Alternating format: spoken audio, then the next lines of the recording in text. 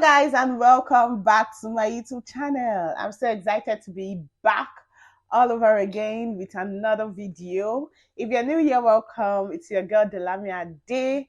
I create content showing you my journey and how peculiar my journey is and how special I feel that my journey is. So this is something, if what happened to my English? If this is something that you would enjoy watching, please leave a comment below and also make sure that you subscribe and put on the post notification bell just so that you know whenever I drop a video. And my loyal gang, Odoguwa. How are you guys doing? Hope you guys are great. Welcome back to a new video today. So today's video is me just telling you what you should know before you leave your parents' house. And honestly, I'm just going to be dropping the pros and the cons. Most of them are cons, but whatever. So in case you want to decide, you have two ends. You want to decide to start living alone. These are some of the things that you should know before you leave your parents' house. And I want this video to be as quick as anything. That's what Lami used to say. But let's jump right into it. Now, what I want you to know first is that house rent is the cheapest fee. Trust me, house rent is the cheapest fee. You are still going to buy stuff into the house. You're still going to furnish your house. You're still going to buy food stuff into your house. I mean, you're not going to sleep on the floor, right? And you will not be using your hands to eat, right? You will need spoon. You will need plates. You will need fork. You will need a lot of things. You will need your sponge. You will need body soap, body bath. You will need a lot of stuff. So just trust me, your house rent is the cheapest fee. You are still going to be spending a lot of money on other things that is not your house. And it is usually worse when you are starting from scratch. Like, you literally have nothing. Like, you're not moving from one place. Maybe you have a room in your house and everything. Like me, I didn't have anything. I was going to bring it from home. So, as you are starting from scratch. The next thing I'll be saying here is agents. They will frustrate you. Trust me, your agents will frustrate you. Just make sure that when you're looking for a house, you use 2 to 3, 4 months to look for your house. Because if it's, well, what they will show you so that you have enough time to, check houses and get a good place. Because most times you now end up being pressured and you are just frustrated about where, they are taking you to. When I was looking for a house, I can imagine when they took me to a place where the bathroom and the toilet was inside the kitchen.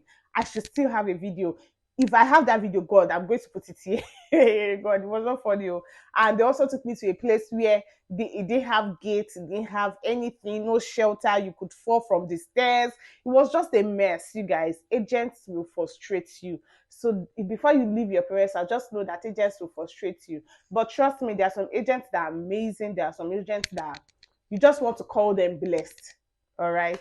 So this is not to say that this will, might be your experience. All right. Another point I'm going to be saying is make sure that you get all the help that you can get. Some people will do big boy, big girl.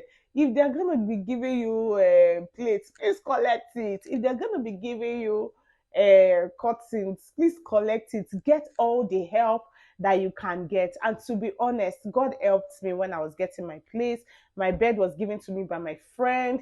The curtain, what they call those curtain railings was given to me by the person who was staying here before. My bedside cupboard was given to me by that same person.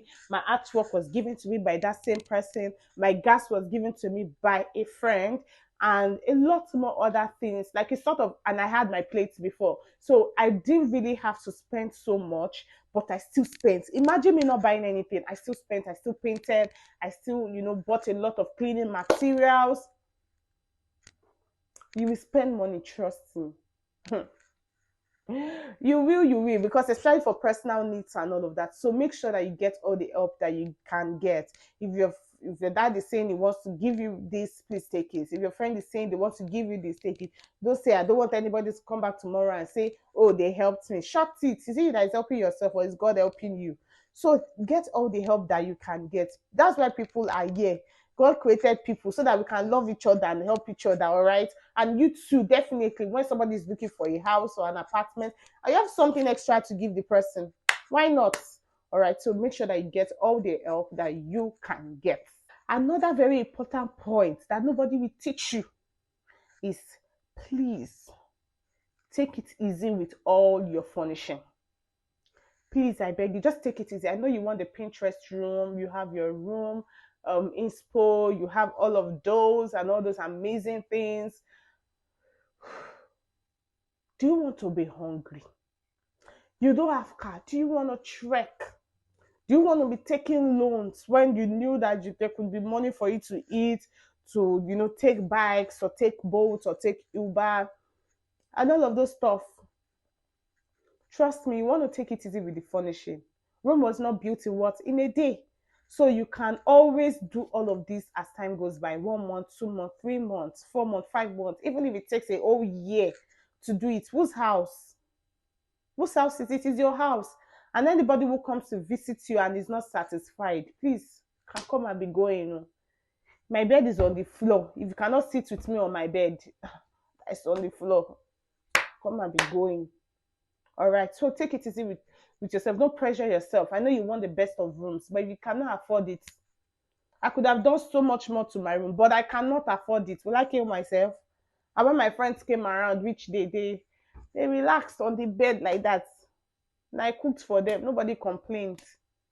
So at the end of the day, take it easy on yourself, because your financial life, you are the one responsible for it. Nobody is responsible for it for you.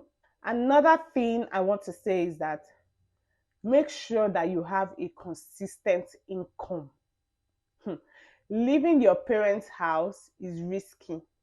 Make sure that you have a consistent income such that, trust me, unexpected bills will come up.